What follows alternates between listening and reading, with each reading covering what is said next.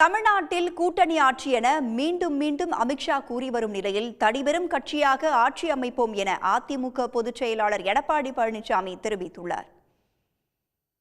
2024 நாடாளுமன்ற தேர்தலுக்கு முன்பே பிரிந்த அதிமுக பாஜக கூட்டணி கடந்த ஏப்ரல் மாதம் மீண்டும் ஒன்று சேர்ந்தது. அதிமுக பாஜக கூட்டணி அமைந்தது முதலே கூட்டணி ஆட்சியா என்ற விவாதமும் நடைபெற்று வருகிறது.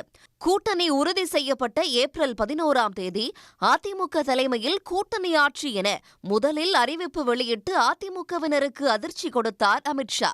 அண்மையில் தமிழ் நாளிதழ்களுக்கு பேட்டியளித்த அமித்ஷா 2026இல் தேசிய ஜனநாயக கூட்டணி ஆட்சி அமையும் என்றும் அதில் பாஜக அங்கம் வகிக்கும் என்றும் கூறி விவாதத்தை மேலும் சூடேற்றினார். அமித்ஷாவின் இந்த பேட்டி குறித்து எந்த கருத்தையும் அதிமுக தலைமை தெரிவிக்காத நிலையில் நேற்று உளுந்தூர்பேட்டையில் நடந்த அதிமுக பொதுக்கூட்டத்தில் அதிமுக பொதுச் செயலாளர் எடப்பாடி பழனிசாமி தனது மௌனத்தை கலைத்து பதிலளித்தார்.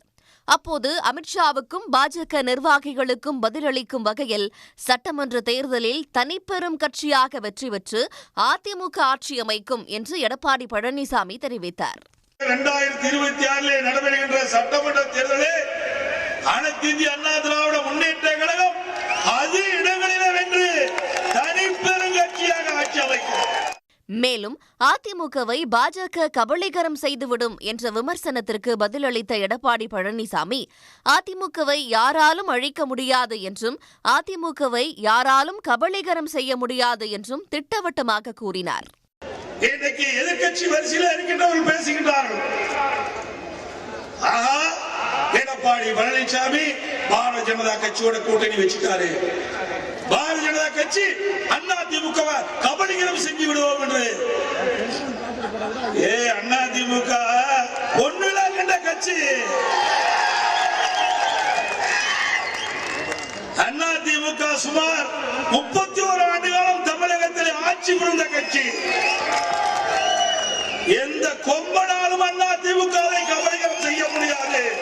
தனிப்பெரும் கட்சியாக ஆட்சி அமைப்போம் என்று தெரிவித்தாலும் கூட்டணி ஆட்சி இல்லை என்றோ ஆட்சியில் பாஜகவுக்கு பங்கு இல்லை என்றோ நேரடியாக எடப்பாடி பழனிசாமி பேசாதது அதிமுக தொண்டர்களிடம் குழப்பத்தையே ஏற்படுத்தியுள்ளது. இதற்கிடையே தேசிய ஜனநாயக கூட்டணி வென்றால் யார் முதலமைச்சர் என்ற கேள்விக்கு தமது பெயரை அமித்ஷா பயன்படுத்தாத நிலையில் தனது வலிமையை காட்டும் வகையில் மாநிலம் தழுவிய சுற்றுப்பயணத்தை அறிவித்துள்ளார் எடப்பாடி பழனிசாமி. வரும் 7ஆம் தேதி ஒன்றிய உள்துறை அமைச்சர் அமித்ஷா சென்னை வருவதாக கூறப்படும் நிலையில் அன்றைய தினம் கோவையிலிருந்து தனது சுற்றுப்பயணத்தை தொடங்குகிறார் எடப்பாடி பழனிசாமி. இதனால் அமித்ஷாவை நேரடியாக சந்திப்பதை தவிர்க்கும் வகையில் சுற்றுப்பயணத்தை எடப்பாடி திட்டமிட்டுள்ளாரா என்ற கேள்வியும் எழுந்துள்ளது.